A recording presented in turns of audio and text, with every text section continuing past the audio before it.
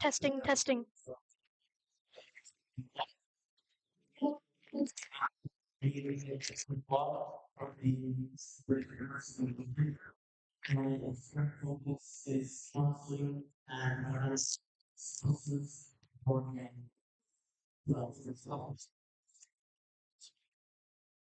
Right? Not good enough? Wow, okay.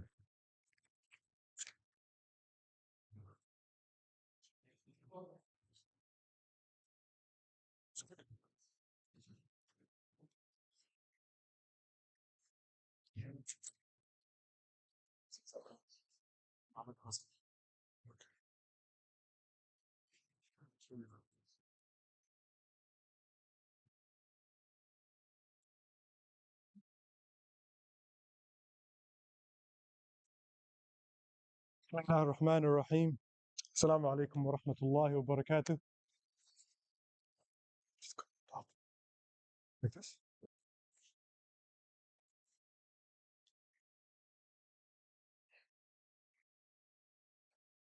Sorry, it's a little bit technical difficulties. Oh, yeah. Okay. Jazakumullah khair for everyone for coming today. Bismillah ar-Rahman ar-Rahim. Alhamdulillahi Rabbil Alameen. Alhamdulillahi Fatir al-Samawati wal-Ardi Ja'al al-Malaikati Rusulan Uli Ajnihatin Mathna wa Thulatha wa Ruba' يزيد في الخلق ما يشاء إن الله على كل شيء قدير. الحمد لله رب العالمين. الحمد لله وحده. أصلي وأسلم على من لا نبي بعده. Today, inshallah, in continuation with the theme of this conference, we've been talking about families, family matters, etc. And in continuation with that, today I want to talk about something very basic and very simple. But it's very difficult at the same time, which is how to maintain a happy family. How to maintain a happy family. Right now, living here in this society, we've seen the family structure, the family unit. And unfortunately, as Muslims, we know that the first step into rectifying our situation is taking accountability, right? We need to take accountability for what went wrong. We want our kids, mashallah, to get married. We want to have a happy life. We want our wives, we want good wives, good husbands. But we need to take the first step. And I think that first step is to move on from this stage we're in of just venting and complaining all the time. We need to move on from that. And what we need to do is to recognize that everything goes back to the example of the Prophet ﷺ. The Prophet, Allah subhanahu wa ta'ala said in the Quran, وَمَا أَصَابَكُم مِّن مُّصِيبَةٍ فَبِمَا كَسَبَتْ أَيْدِيكُمْ وَيَعْفُ عَن كَثِيرٍ. Whatever calamity befalls us in misfortune is from what we did. You reap what you sow. What our hands have sown, we reap whatever the results are. This is what the Quran told us, and we know this. So what do? We need to prioritize what do we want in our household. Do we want just kids to graduate university? Do we want to have a wife and a husband? No, we need to look bigger than that, brothers and sisters. We need to look forward to the time, inshallah, that we bring back the glory of Islam, right? When the Prophet ﷺ said, خياركم خياركم لأهلي وأنا خير لأهلي, what does that mean? That means that he's the best to his family. The best of you is the best to his family, and I'm the best of my family. So how do we go back to this? We need to go back in the past. How was it when Allah subhanahu wa ta'ala gave glory to the ummah? I want to give a few examples. When we had glory in Islam and when we were strong, right? How was it during those times, right? When the time of, subhanallah, like the Muslims were attacked and a lady called out, wa mu'tasima, she called out, right? During that time, how did the people live? How were they married? How was their family structure? What did they prioritize, right? We know the story of wa mu'tasima, right? When the lady called out to the Khalifa of the Khilafah al-Abbasiyya, and she called out to Al-Mu'tasim, who was the Khalifa at that time, Harun al-Rashid, and then it was Al-Ma'mun, then it was Al-Mu'tasim. She called out, and this message reached al-Mu'tasim, and he was drinking a cup of water. He put it down and he told his servant, hold this for me, because wallahi, I will not take another sip until I avenge what happened to the Muslims, until I take a revenge for the enemies of Allah, what they did. And he raised up an army. He raised up an army that's from Baghdad to Amuriya. Amuriya is in Turkey. And he marched the Khalifa himself. And he put a siege on the city and he took over and he destroyed it. All because enemies of Allah dared to raise a hand against a Muslim woman. That is when Islam was strong, right? So what happened? Al-Mu'tasim walked in on the lady and he told her, Ya labbaika, ya ukhta, fashhadi bidhalik inda Rasulillah. So this lady turned out to be from Bani Hashim. She was from the great granddaughters of the Prophet ﷺ himself, right? And Mu'tasim, when he found this out, he said, please be my intercession and give witness for me, inshallah, on the day of judgment when we meet with the Prophet ﷺ, that I did this, right? And around this time,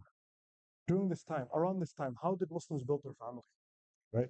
Umar bin Khattab, anhu, one night, he used to make security patrols around the city of Medina.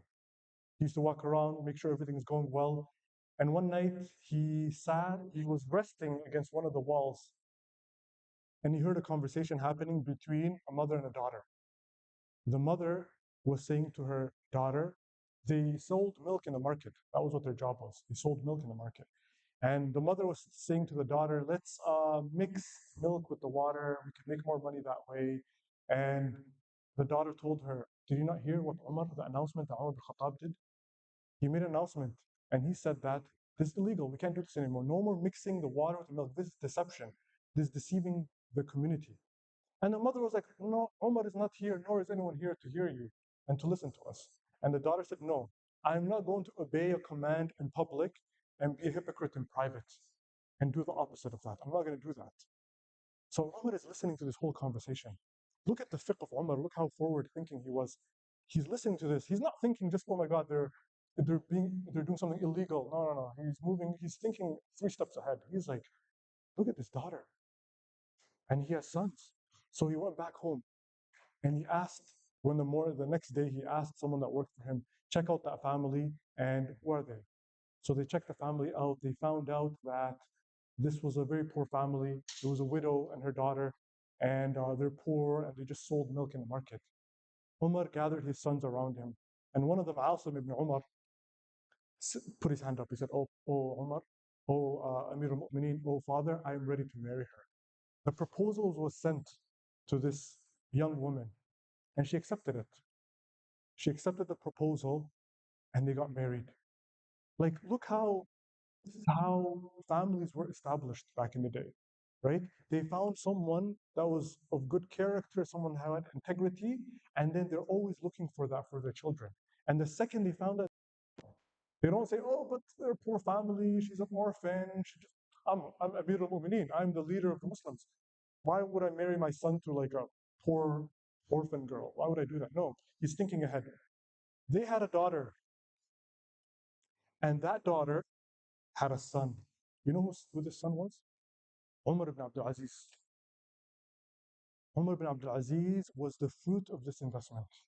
And you know what the scholars say about Umar ibn Abdul Aziz, right? There's a hadith of the Prophet ﷺ where he said, إِنَّ لِهَذِهِ الْأُمَّةِ فِي كُلِّ عَامٍ مُجَدِّد, right? And the scholars said that every 100 years there's a mujaddid for the ummah, and for this first 100 years of Islam, the mujaddid was Umar ibn Abdul Aziz. And some scholars even consider him like the 5th Khalifa.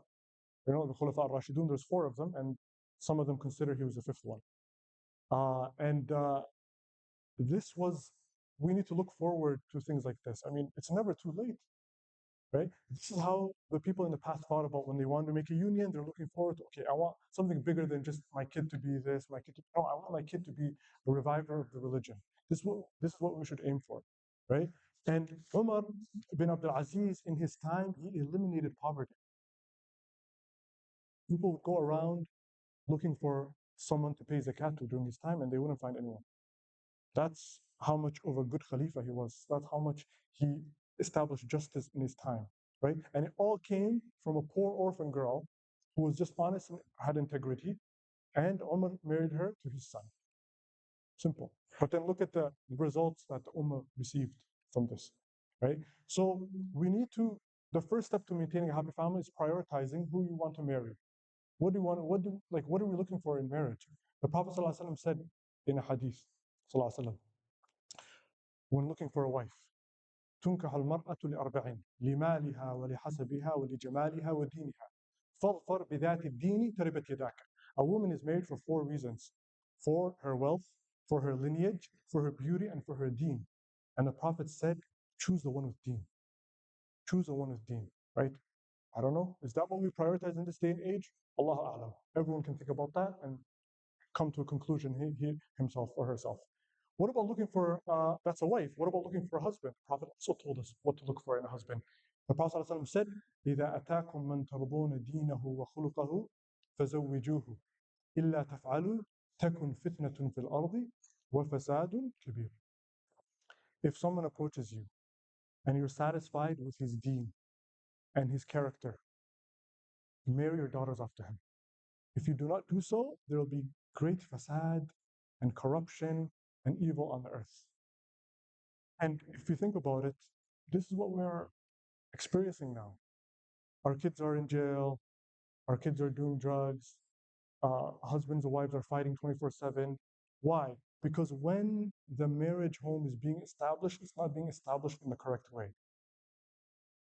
I mean, the Prophet is clear, like it's very basic, it's very simple. But we complain about why it's happening, why it's happening. We know why it's happening. It's because of what our own hands have committed, right? And even going even further than that, we notice that even, subhanAllah, when we're getting married, even if it's a practicing couple, when they're getting married, on the wedding night, on the wedding day, right? The festivities, depending on what culture you are, there can be many events.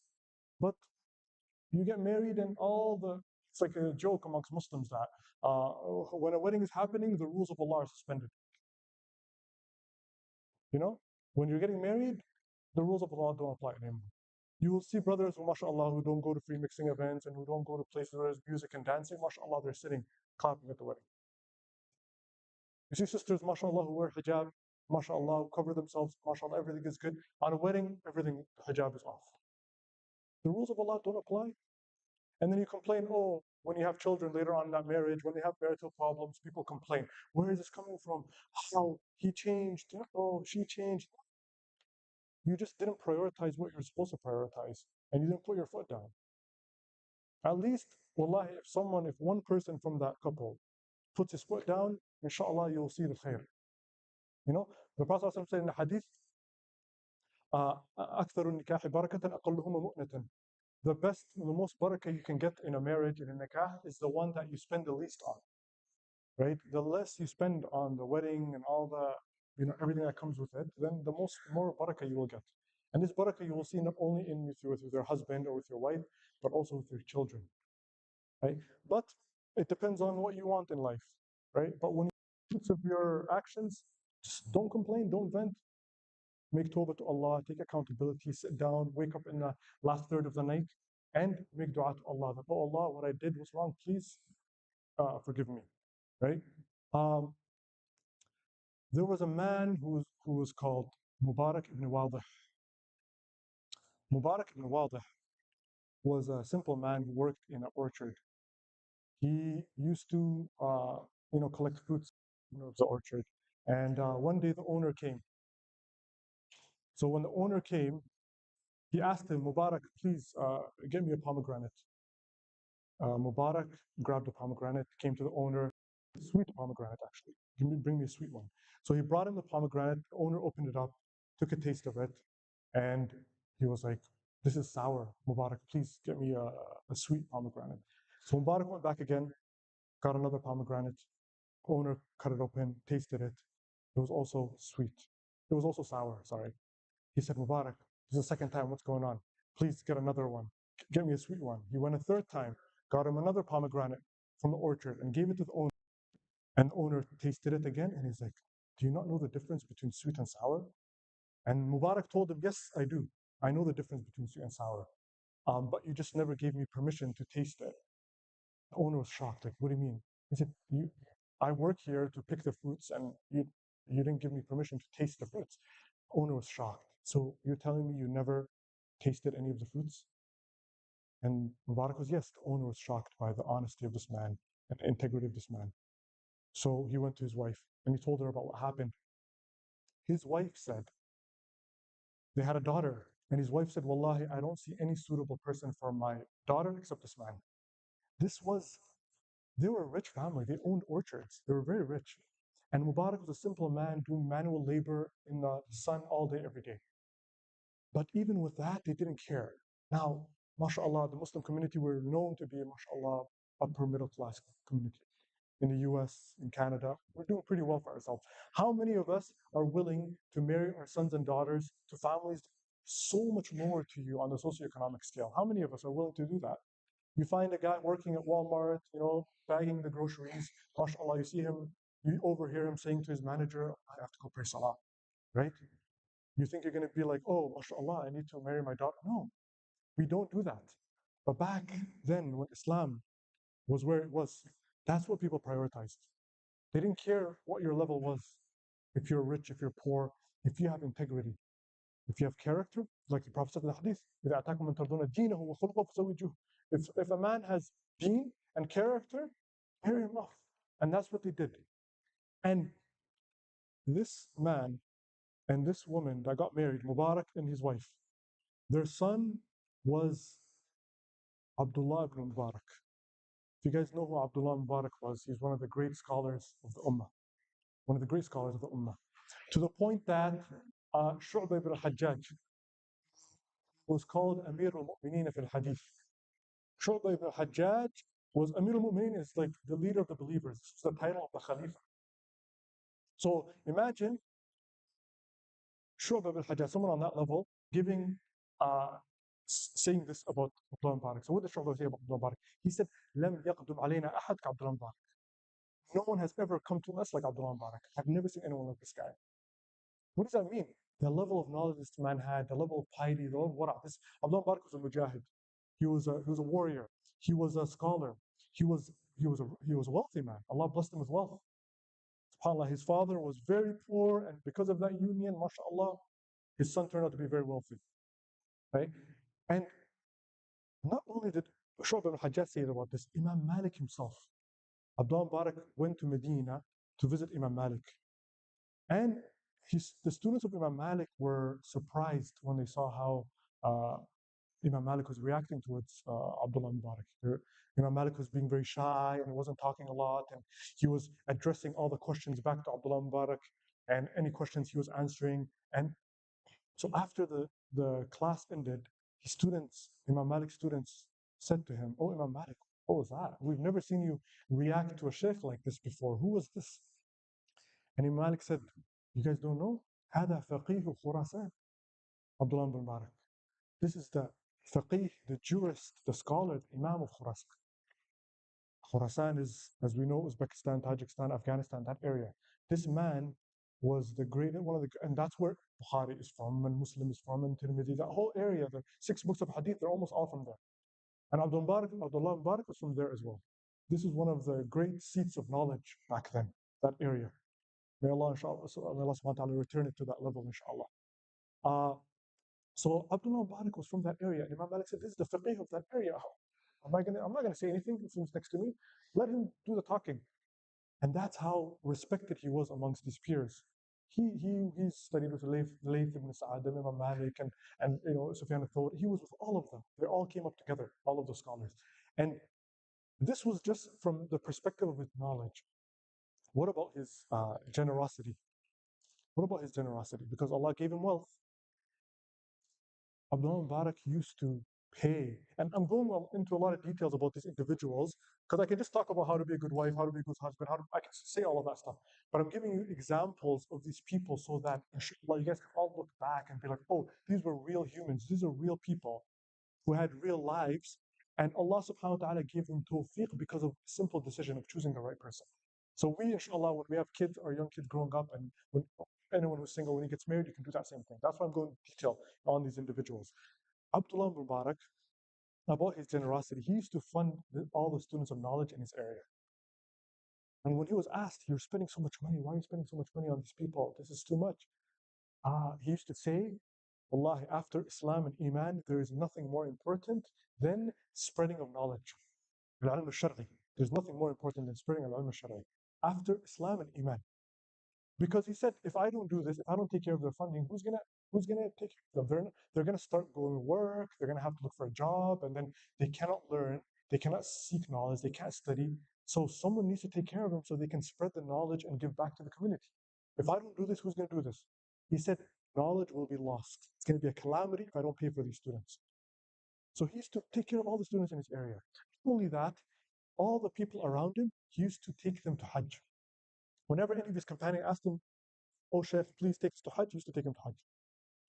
And what he would do on one of these Hajj trips, he collected, because people, like, they wouldn't accept, like, "I'm going to take you from Khurasan to Mecca for free." They wouldn't accept. So they would pay him, and he would be like, he's smart. So he would take their money. So, okay, khalas. It's cost this much, it costs this much. So they'd pay him, he'd put it in boxes, he would put it in a corner, take them, and they would go on the trip, and he would take care of them. It is said that, subhanAllah, he used to feed the people with the best of food, dress them up with the best of clothing, take care of all their matters. This is a long trip. Imagine going from Tajikistan to Mecca, Medina, or Uzbekistan to Mecca, Medina. This would take months, maybe half a year. But he would take care of every single provision of the people going to Hajj. When they would go to Hajj, he would buy gifts for them. He would ask them, "What do you want to take to your families?" He would take care of them.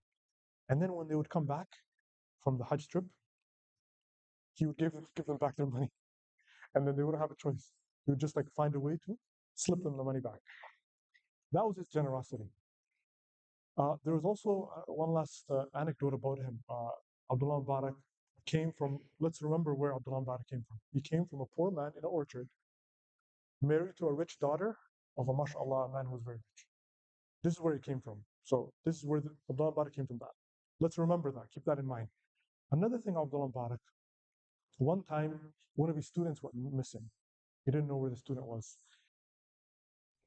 They said, "Oh, unfortunately, he got into debt, a lot of money, and the guy, I guess, took him to court, and now he's in jail. He has to pay the money back. It's too much money." Abdullah Mubarak asked, he said, "How much money?" 10,000 dirham. Well, do you guys know how much 10,000 dirham is? Anyone do their zakat in silver? So 10,000 dirham. Okay, does anyone have a calculator? Yeah, okay. 10,000 dirham was how much he had to pay back, right? If you do your zakah, you can do zakah in gold or silver. So 10,000 dirham, one dirham is about 3 grams. And I think it's worth, I think if you do zakah on silver, I think it's $1.50. So do 3 grams times $1.50. How much is that? 4.5. Times it by 10,000. $45,000. This student of his, poor student. First of all, I don't know how he got into debt with $45,000 if he's a poor student. This guy was in debt $45,000. And Abdullah Mubarak found out who the debt was upon, went to visit him, concealed his identity because everyone knows it's Abdullah Mubarak. And then he said, "How much does this guy owe you?" "Oh, 10,000 here." $45,000 cash or coins. Paid him off. And then the student the next day came to class. And Abdullah Mubarak asked him, "Oh, where were you? What happened to you?" And he was like, "Oh, I was stuck in jail. I was in jail until someone bailed me out. Someone paid off my debt." And then Abdullah Mubarak, "Oh, mashallah, welcome back." He never exposed his identity to him until he died. This student found out that it was his own teacher that paid off his debt of $45,000 after he died. He found out about this. This is how much this Shaykh took an effort to spread the deen, to take care of his people, right? And this all came from, and wallahi, any of us who have kids, any of us want to get married, wallahi, this can happen as well. We can all have, if we take the correct steps, we can have this as well, right? So this Abdullah Mubarak, he was also a mujahid, he was a fighter in one of the wars. When they're fighting against the enemies of Islam, they used to do skirmishes at the beginning of the battle. It's like one-on-one, right? So one of the non-Muslim fighters stepped up and he killed 6 of the Muslims, one by one. Boom, boom, killed 6 of them. Abdullah Mubarak covered his face up. He went to the front of the line. He said, I'm going to take this guy. He killed him. Then he said, Wallahi, 5 of you step up. And then he killed the next 5. He said, now we're equal. Then he went back. The only person that knew this was a man who was very suspicious. He said, who's this guy? He killed 6 of them. He went up to him and he ripped his face covering off. And he saw Abdullah Mubarak. Abdullah Mubarak was pissed off. He said, what are you doing? Why are you exposing me like this? Don't ever do this again. Right? So that was in one battle. In another battle, what happened was he also did something similar, right? Same thing. It was a skirmish. He stepped up, one-on-one combat to the death, killed the other guy. MashaAllah, tabarakallah, the Muslims are winning, and the non-Muslims ran away. And then he came back into the ranks. But the guy who was standing next to him in battle noticed who he was before he covered his face. And he told, and Abdullah Mubarak told him, he said, Wallahi, if you ever expose my identity, you're going to see what's going to happen to you. I mean, he was a powerful man. He was a very rich man. So he told him, if you ever expose my identity, you're going to see what happened to you. This man, the only reason we know these stories is all of this was exposed after his death. When he died, rahimahullah, uh, the people around him, they exposed these stories to us. And now that's how we know this history, right? So, I mean, this is how people prioritized, having a good family, having a marriage, because they looked forward. They're like, I want someone who's going to be a leader of the ummah. I want someone who's going to be, inshallah, in charge of the next generation of believers. That's what they looked for, right? Um, so that is just something to motivate all of us, inshallah. So I want to talk about also how was it the Prophet ﷺ lived with his wives? How was his relationship with them? Because inshallah, to have kids, you have to be married first, you have to live with your wife, right? So how was the Prophet ﷺ's relationship and how did he interact with his wives? I want to give one story, maybe a couple stories, we'll see. So Aisha radiallahu anha, this is narrated in hadith. Aisha radiallahu anha, one night, she saw the Prophet ﷺ getting up quietly, one night, in the middle of the night. And she was like, what's going on? Usually he got up, he prayed in the room where they lived, and just that's it. But this day, he got up quietly, he opened the door, and he quietly slipped out. And she's suspicious. She's like, what's going on? Where's the Prophet going? So she followed him. She followed the Prophet ﷺ until she noticed that he's heading towards al-Baqiyah, the graveyard of the Muslims. Anyone who's been to Medina, the Prophet's mosque, sallallahu alaihi wasallam, you notice that where the Prophet ﷺ is buried, the graveyard is very close. It's not too far. So she followed him there and she saw him making dua for the people in the grave, making dua for them. And she's like, oh, okay, it's pretty innocent, not a big problem. She continued watching because she's like, I need to see where he goes after because maybe he's going to go to Hafsa. I don't know. I have to make sure that he comes back to my house. So she waited and after he finished the dua, he started walking back. She was walking behind him. And then the Prophet ﷺ noticed, I think he heard some footsteps. And then he started walking faster because it's in the middle of the night, there's no street lights. He's the leader of the Muslims. Anyone can be trying to kill him. So he started walking fast.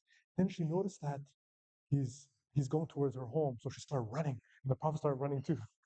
So, anyways, she was faster than him. And she made it home first. She jumped in bed, covered herself. And the Prophet ﷺ, walked in after her. And she was breathing hard because she was running. And the Prophet obviously noticed, and he's like, Aisha, what's going on? Why are you breathing so hard? She's like, oh, no, nothing, yeah, just nothing.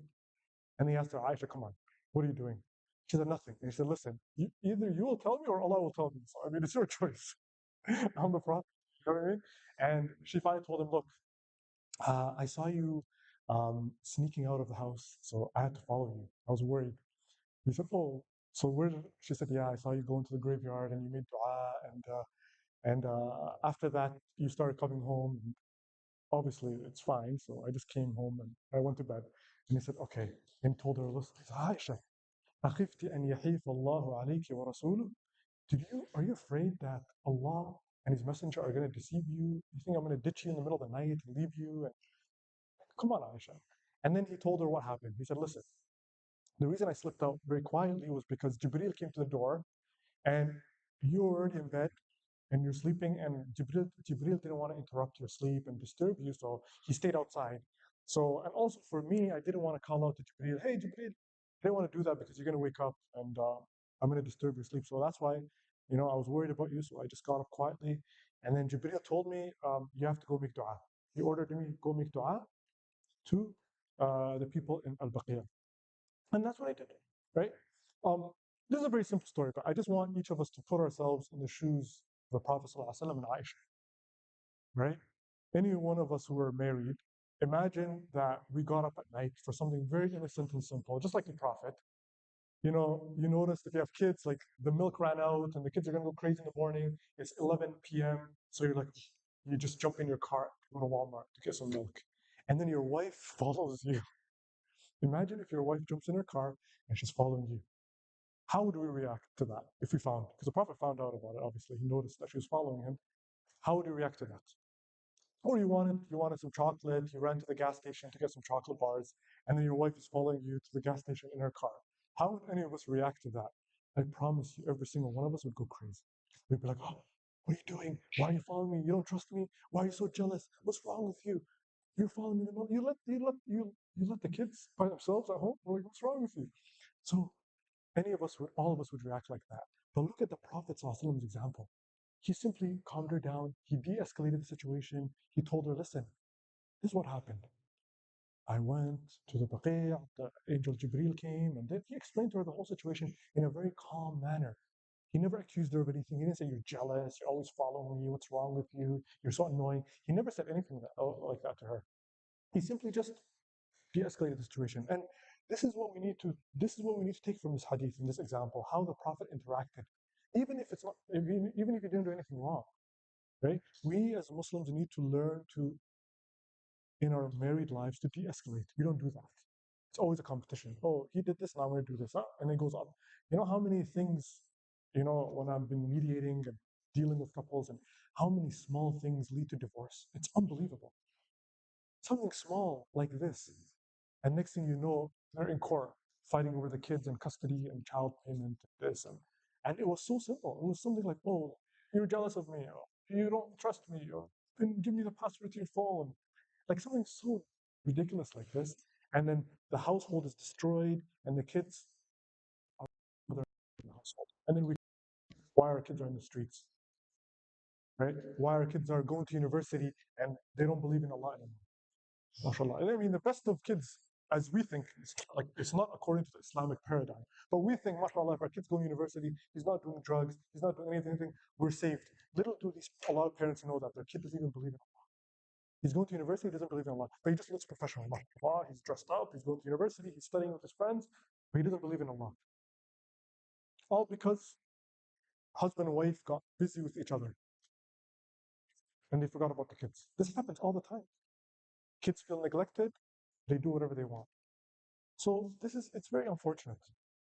Imam Ahmed, may Allah have mercy upon him, the great Imam Ahmed bin Hanbal, the head of one of the great schools of fiqh, the Hanbali madhab. Imam Ahmed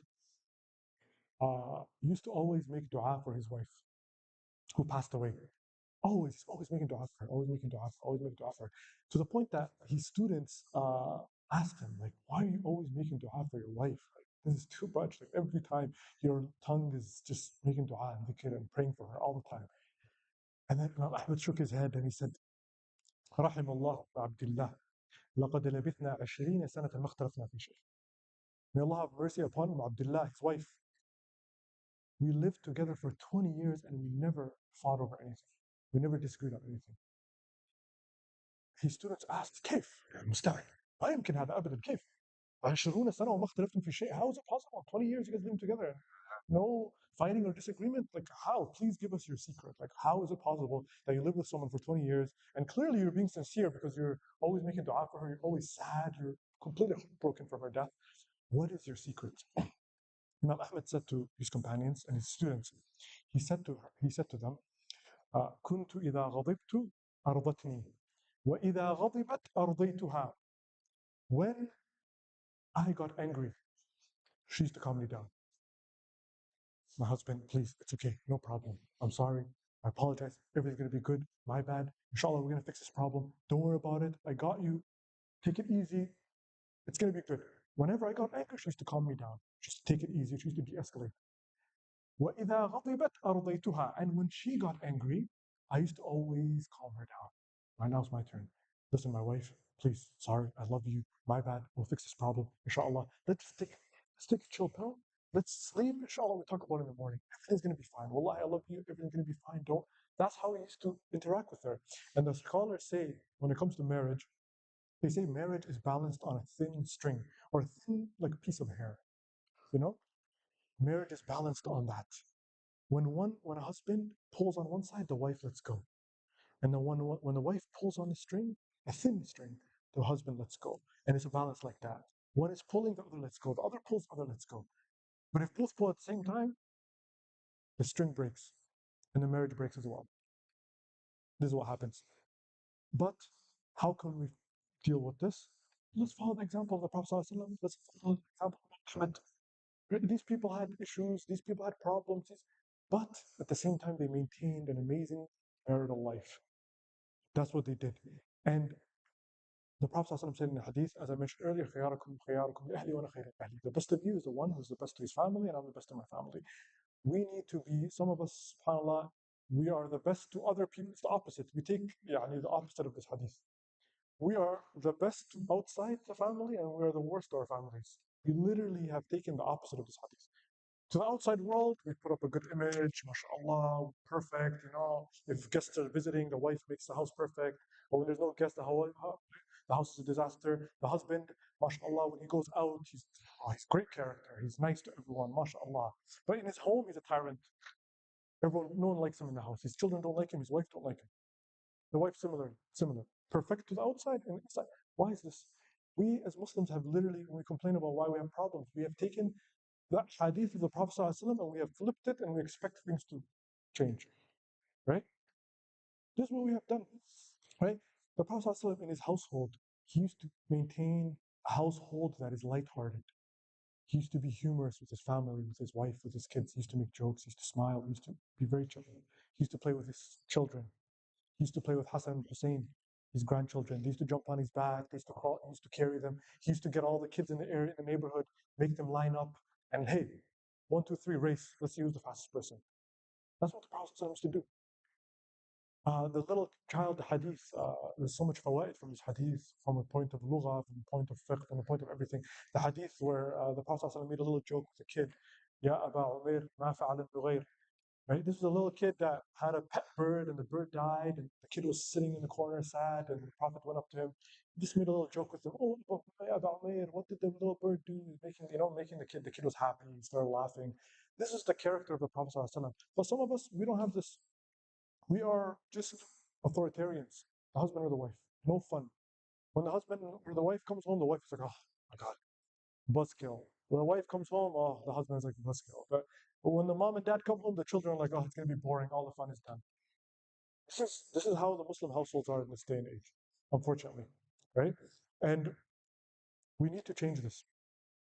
And in order to change this, we just implement simple things like just being chill in the household. Like if you have why it's good to de-escalate, because if you come home and your wife is angry at you and you de-escalate the situation, then you have energy to deal with your children. But if you don't do that, you're going to be busy with the wife. All the energy is going to be gone, and then your children are just watching you guys, and they're going to do whatever they want, right? So we need to remember this point, right? Another problem we have in the Muslim community, and I'm going to end up soon. I'm going to finish soon, inshallah. Another problem we have with the Muslim community is that the husbands and wives have taken each other as like a vessel to put all their frustration into. The husband goes to work and he's having problems with his boss, he's having problems, traffic, Vancouver traffic, craziness. He comes home, he puts everything on his wife. Why is the house dirty? Why did you do this? The kids, this problem, right? The wife's similar, right? She says she goes to work, she comes back, she had a long day, in-law problems, family problems. She puts it on her husband. How come we didn't do this? Oh, go get groceries. Oh, you forgot the groceries. What's wrong with you? They're always attacking each other. They're bringing the problems outside the home into the home, right? And this is a problem. When you're at home, your husband and wife are not a vessel to put all your trauma and frustration into. That's not their job. That's not their role. If you want to talk to someone, talk to someone. If you actually have issues, there's professionals out there. Seek out professionals that deal with it. If you want to deal with your wife and talk to her in an amicable way, like, oh, this problem happened, how do you deal with this? No problem. But we don't do that. We just like attack and vent and this. Wallahi, look, if you have bad character, no one is going to be patient with you. A husband and a wife is not going to be patient with that. There's so many cases where a husband is, mashallah, he's good character, amazing character, everything is good, but he has a bad job, he's struggling financially. Mashallah, they're happy. The husband and wife are happy. But he's rough financially, but he has great character. Same thing with the wife, right? You know, no husband ever said, "Well, I don't like my wife because she's not beautiful, she's not this, she doesn't do this, she doesn't do that, she doesn't clean." No, most of them complain about, oh, she talks about other people, backbiting, slandering, this negativity 24/7. And the husbands, the wives say he's stingy. He has money, but he doesn't want to pay for anything in the household. He has a temper. He gets violent. He has bad. This is what they complain about. All we need to do is fix our character, right? Husn al-khuluq is one of the most important things. Husn al-khuluq is one of the most important things in our deen, right? But unfortunately, with our families, we don't have husn al-khuluq, right? That's what we need to work on. So I want to end off with one more example about this issue I talked about and connect it to how the Prophet ﷺ reacted. How did the Prophet ﷺ react when he had issues outside the home? Just like we all have issues outside the home and we dump it on our husbands or wives, how did the Prophet ﷺ react to this? The Prophet ﷺ was responsible for the whole.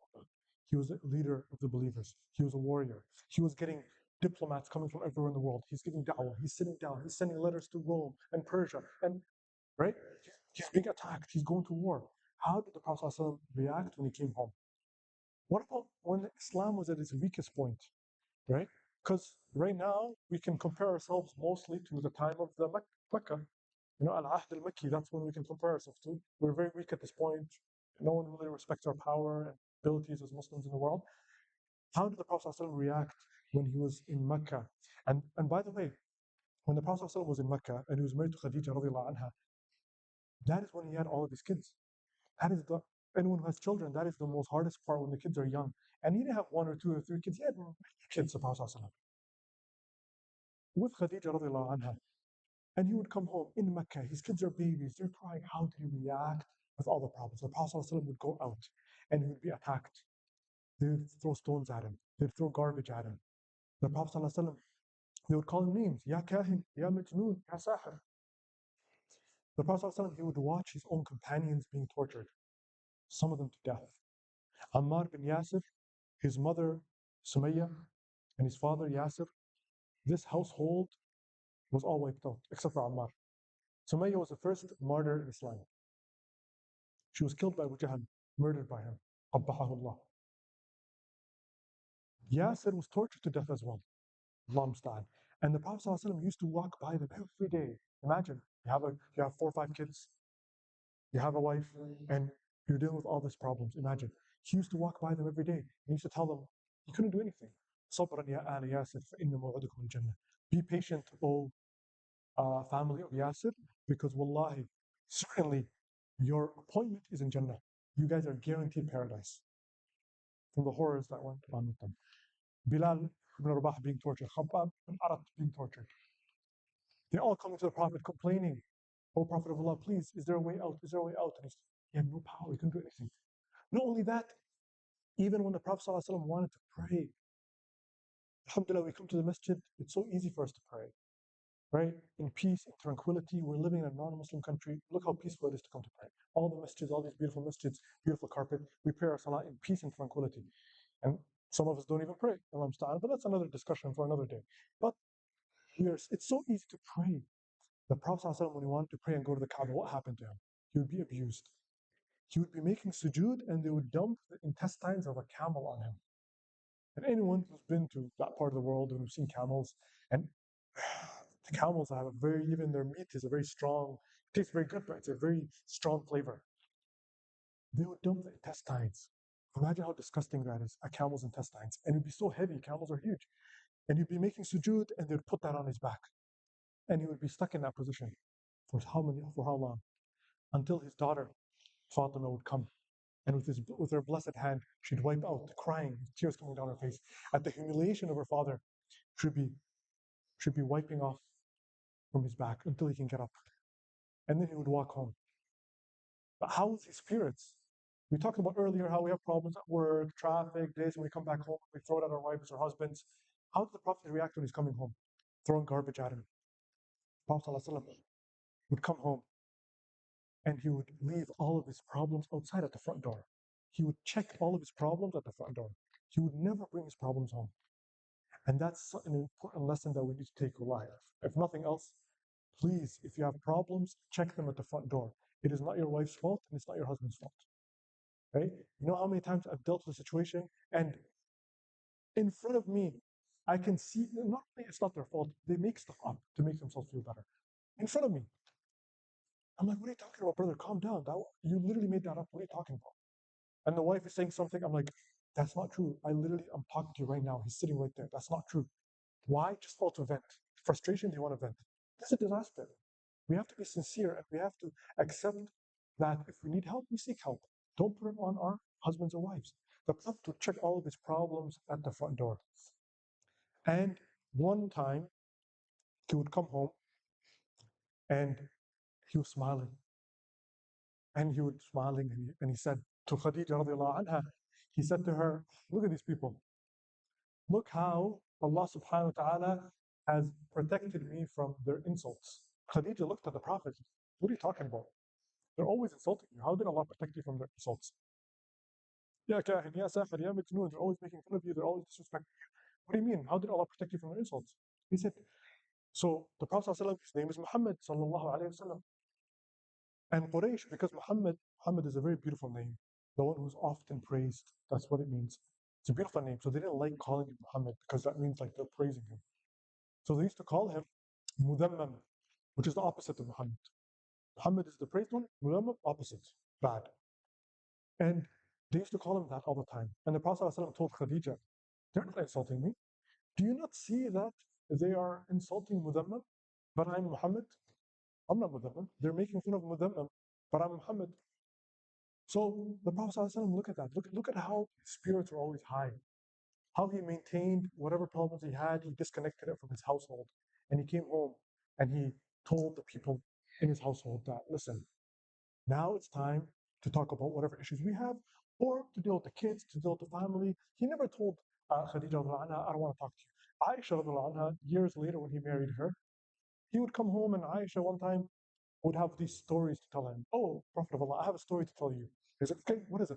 I'm going to tell you a story of 11 women complaining about their 11 husbands. And he's like, oh, okay, interesting. He would sit down. Now imagine us. We've been working the whole day. We're having a hard time. We come home and our wife comes up to us, tell us like some random story about a bunch of women complaining about their husband. Most of us would be like, my boss, me and him had an argument. I don't want to. But the Prophet, what do you do? Oh, 11 women with 11 husbands. Okay. Listing all their problems. So this woman was married to this guy, and this happened, and this happened. And the second woman, this, and the third woman, the fourth woman. So she went down all 11. He never stopped her at the fifth or sixth. He let her continue her story. And at the 11th one, he said, oh, the 11th man, his name was, I think, Abu Zayd or something like that. And Abu Zayd was a very nice guy. He was amazing. Everything was good. But unfortunately, he divorced his wife at the end. And the Prophet ﷺ said, wow, oh, wow, okay. Abu Zayd did that? Okay, interesting. I think I'm like Abu Zayd. Except that Abu Zayd divorced his wife, but I'll never divorce him. Like he's going back and forth with her. He's not just listening to her passively and be like, oh, okay, is it done? Okay, khalas. Jazakallah khair for the story. I'm gonna go sleep right now. I'm gonna watch my sports, or I'm gonna, just talk to my friend on the phone. He never said that. He actually interacted with her back and forth. Oh, like active listening. A lot of wives, one of the biggest issues they have with their husband is like, oh, my husband is not emotionally available. What does that mean? A lot of husbands, you talk to them, they don't even know what that means. What do you mean? I take care of the kids. I take care of the family. I'm always there. And the wife is like, he's not emotionally available. What you know what that means? That simply means if she has a random story to tell you about 11 women, their 11 husbands who are having problems, just listen to her story and maybe, make a comment on it, comment and like her concerns, and inshallah, that's all she wants, right? But some husbands, something as simple as that, they don't really recognize, right? And so yeah, I want to end with that, inshallah. I ask Allah subhanahu wa ta'ala to allow us to live lives of harmony. I'll ask Allah subhanahu wa ta'ala also, actually, before I end, I don't want to miss this because, of course, we know what's happening in the rest of the world. We talk about family matters, we have families being destroyed all over the world, in Gaza, in Palestine, in الضفة الغربية, especially now, and also in everywhere, Syria, Sudan, right? Whatever problem we have is nothing compared to what they're going through. You know, in Gaza, parents have to, brothers and sisters, actually, they switch up their kids. So some of them have a chance to survive. Imagine how scary that is. At night, you call your brother, send Ahmed to me, and I'll send Maryam to you. So at least one person survives in the family. That's what families are going through. And then for us, our issues are nothing compared to that. So let's always remember them. You know, Alhamdulillah, like we've seen what happened in Syria, there's always hope, right? Never give up. And may Allah subhanahu wa ta'ala grant us tawfiq to recognize where our shortcomings are and to also appreciate what other people are going through. جزاكم الله خير. السلام عليكم ورحمة الله وبركاته.